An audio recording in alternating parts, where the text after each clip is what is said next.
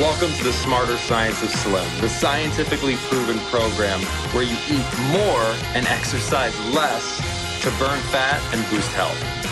Eat smarter, exercise smarter, live better. I am so ready for that.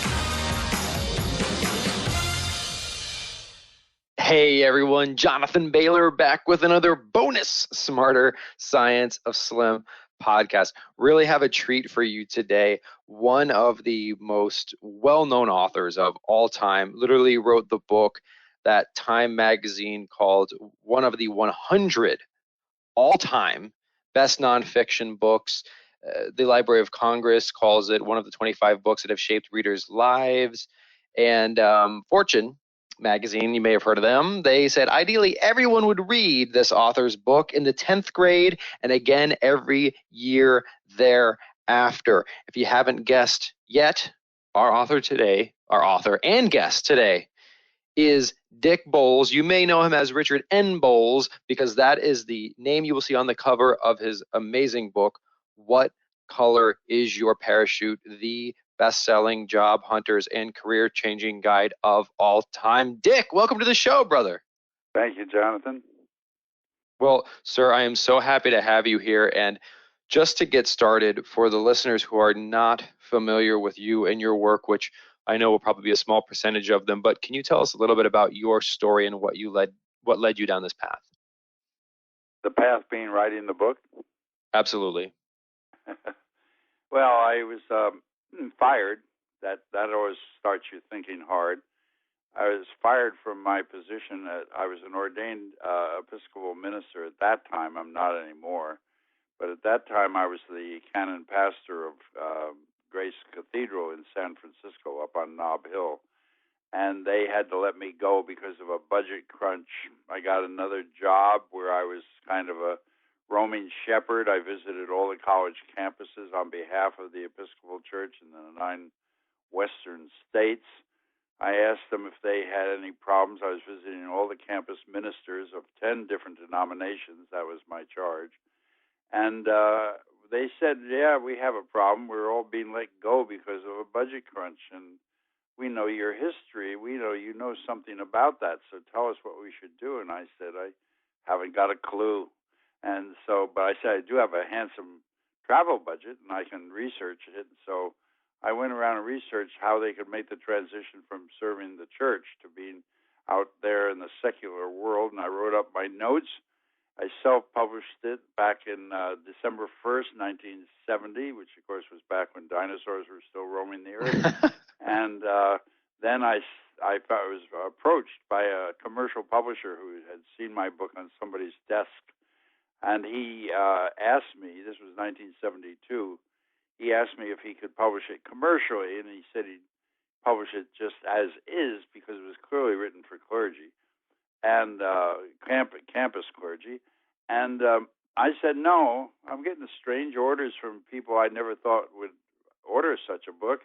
So if we're going to do it, let's make it for the general public. And furthermore, I want the freedom to revise it every year once you tell me that the costs of publishing are not astronomical. And so within 2 years, he told me that it was okay. And every year since then, we've been putting out an annual edition. I do it all myself. I don't have any staff. I do all the research. I do all the writing. I do most of the editing, although I have a wonderful editor over at 10 Speed Press, the press that approached me with that offer that many years ago in 72. And she does find my spelling errors and a few things like that, but generally it goes straight from my computer keyboard to the printer. And it's sold now over 10 million copies. It's in 26 countries. It's used all around the world. It just grew like topsy. I didn't write the book to make money. I just wanted to help some people that were in trouble. It wasn't even part of my charter. I did the research and stuff during my summer vacations. And people just liked what they found because they found unusual ideas. And the book just grew like topsy and got all the accolades you've mentioned. But for me, everybody that writes me, which they do daily, saying this book changed my life is, for me a great, great bonus, far more than any income from the book. Dick, you mentioned you were motivated to do this originally and continue to have such a ownership and passion for this mission to help people. And anyone who's read your work knows that it's about more than just acquiring a job. Like there's a lot of metaphysical self-examination, why am I here, purpose type things. Can you tell us a little bit about more of the metaphysical side and soul searching side of finding the color of your parachute? Well, we discovered early on, I have a network now. They're not a paid network. They're just a bunch of people around the world that write to me constantly, telling me what's going on in their bailiwick and what changes they're observing. And my field technically is not job hunting. My field technically is called life work planning. I prefer life work designing, but it's saying that if we have to stop and think about our future with work, why don't we start also thinking about our future with leisure and our future with relationships and our future with learning and so on. So we quickly discovered that one of the things that was true about job hunting was connected to wider issues of life, and that was people who sat down and did a self-inventory, sat down and figured out who am I really, what is it I really have to offer to the world, were infinitely more successful in finding work than the people who skipped that step. And I puzzled about this over the years, and I figured out why this was so true, why sitting down and figuring out who you are is so effective as a preliminary to actually going out and looking for work. It is that in many areas of life we don't learn, we unlearn. We think we know how to do a certain thing. We develop certain techniques because everyone tells us we should, and then we learn that no, that isn't really true. That isn't really the right way to go. So there's a lot of unlearning that happens in life before people can learn. And sitting down and doing a self-inventory, you unlearn the pictures you've been holding of yourself, which are largely dictated by what jobs you've had over your lifetime thus far, and you start to rethink yourself. We have them dissect their history in the world of work and in life down into its basic atoms or building blocks, and then build up a new understanding of who they are and where they want to go with their life. And people tell me the self-inventory is the part of the book that most helps them change their life. Dick, it seems like this idea, this introspection, this self-examined or the unexamined life is not one worth living. Certainly something that's been around for thousands of years, and you've breathed a wonderful new life into it. I'm curious, Dick, there is another take. I forget what you called. You mentioned your profession is not necessarily job hunting; it's something else. But that made me jot down this term, lifestyle design. Like there's a lot of people, I don't know if you're familiar with, like maybe Timothy Ferriss, who talks about like lifestyle design. And I'm curious if you have thoughts on differences or similarities between your approach and the approaches of lifestyle design. No, not really. I'm familiar with other authors who work in the health field and in the gerontology field and stuff. And of course, I know Ferris's work very well. I've read his books and stuff. But I don't sit down and really try to compare the two.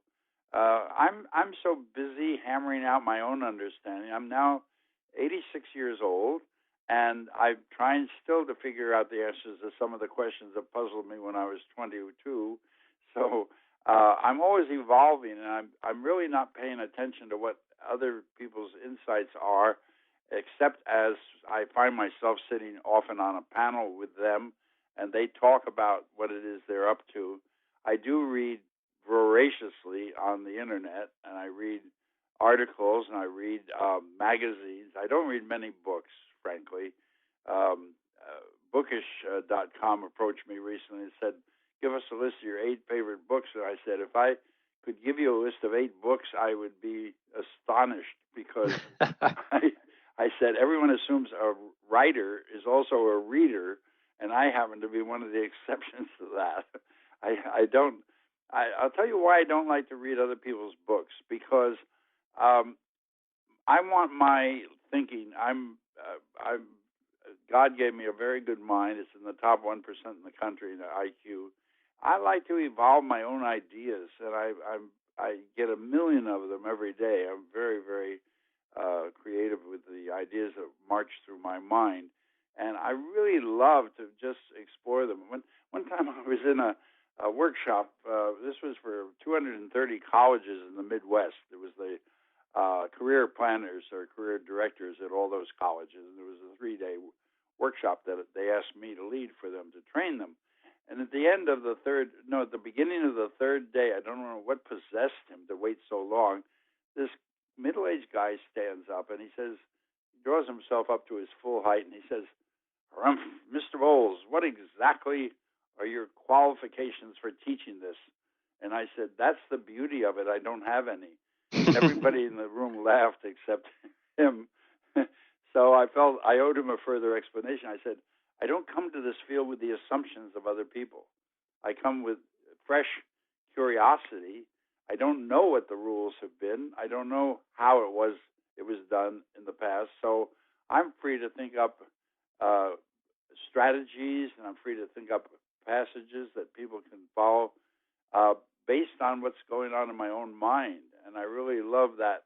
I think that kind of creativity and that kind of freedom is what's kept me alive so long. I have splendid health, even at this age, and I'm always evolving my own understanding of health. I try to pay a lot of attention to my own view of life and my own mind, and the effect of relationships on what's going on in my life. There's hardly any passage or subject relative to life and relative to well-being that I don't think about. And I often come up with my own curiosities, and then I fly to Wikipedia on the internet and research it. I don't like to read books, but I sure like to find out what other people are saying, and I like summaries of that nature. So that's the way I've been evolving my book and the way I've been evolving my thinking. Dick, two characteristics you have that I admire very, very much, and I wanted to have you on the show so that we could explore with the listeners two things. One, obviously, you're an incredibly proactive individual. You're also an incredibly self-directed individual. And what gives you that strength and that confidence to say what you just said, which is basically, it's the fact that I don't know anything that enables me to know things that no one else yet knows. Yeah, I wouldn't put it quite so starkly, but you're on the right track. That is my philosophy. How did I get started on that?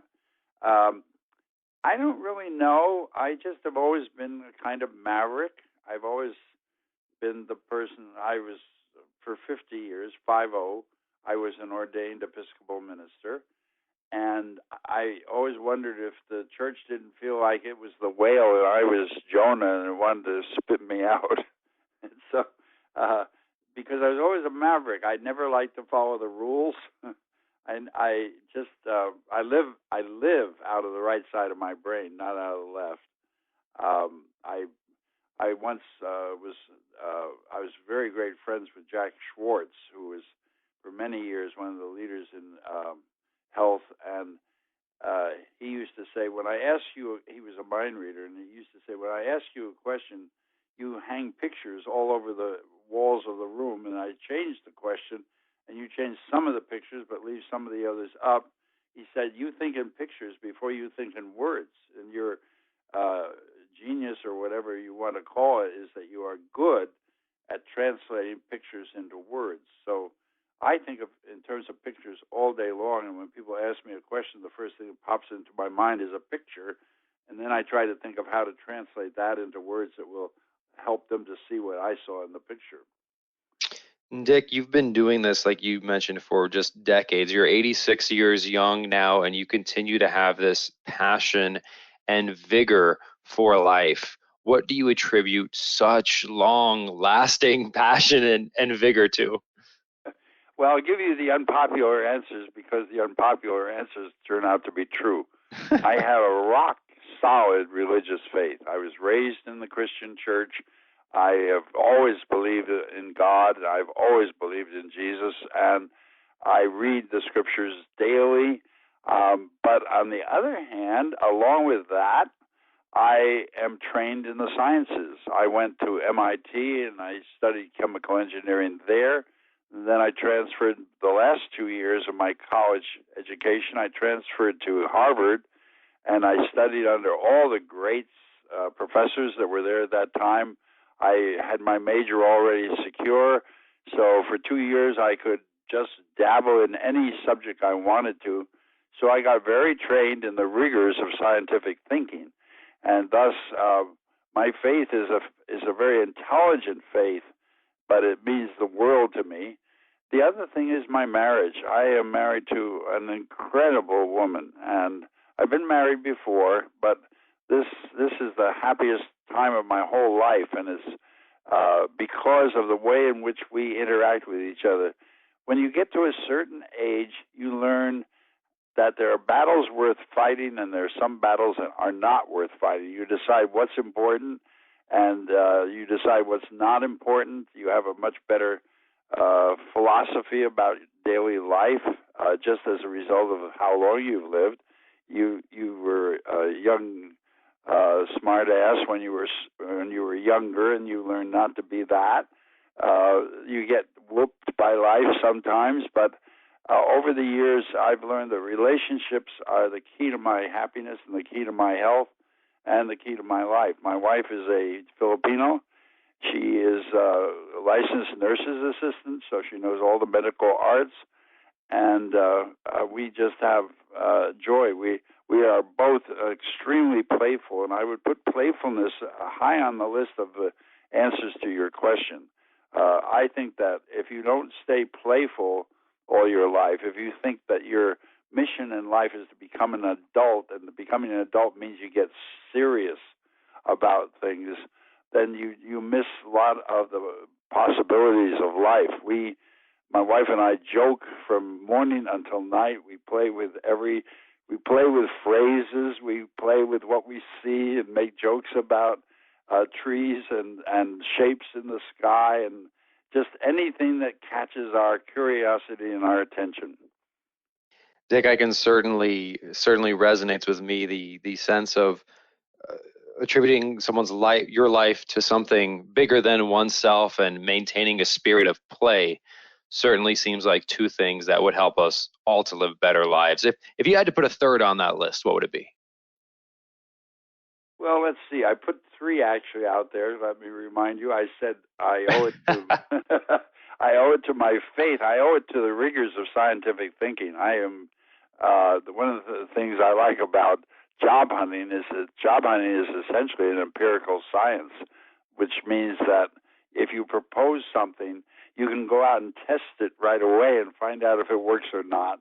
And that gives me great joy. I love science. I love having some discipline to the mind so the mind doesn't wander all over the desert. And so the first thing I said was my faith. The second is my training in thinking.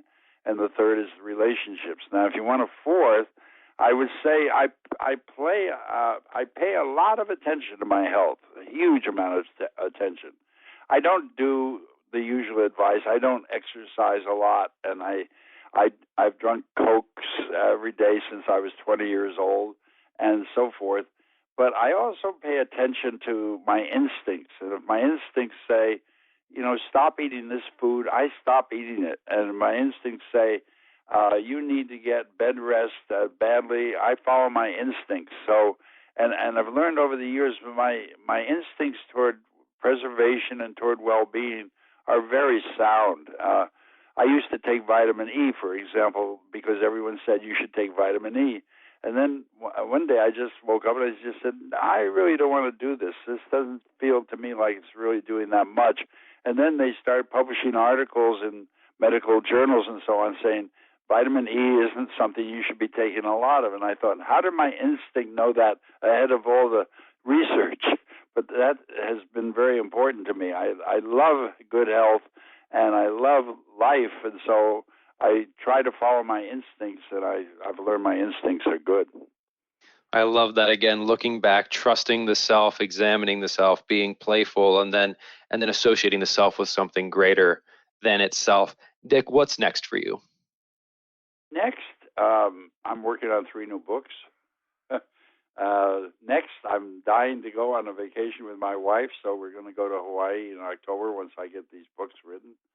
And I'm just exploring what I want to do that's fun. And so probably I'm taking more time to be with my wife, and we celebrated our anniversary, which was last Saturday, by going out into nature and spending the whole day hiking around and watching flowers and going through botanical gardens and stuff. So that's the future for me. I want to get more playful, and I want to enjoy every ounce of the days of life that I have left for me on this earth.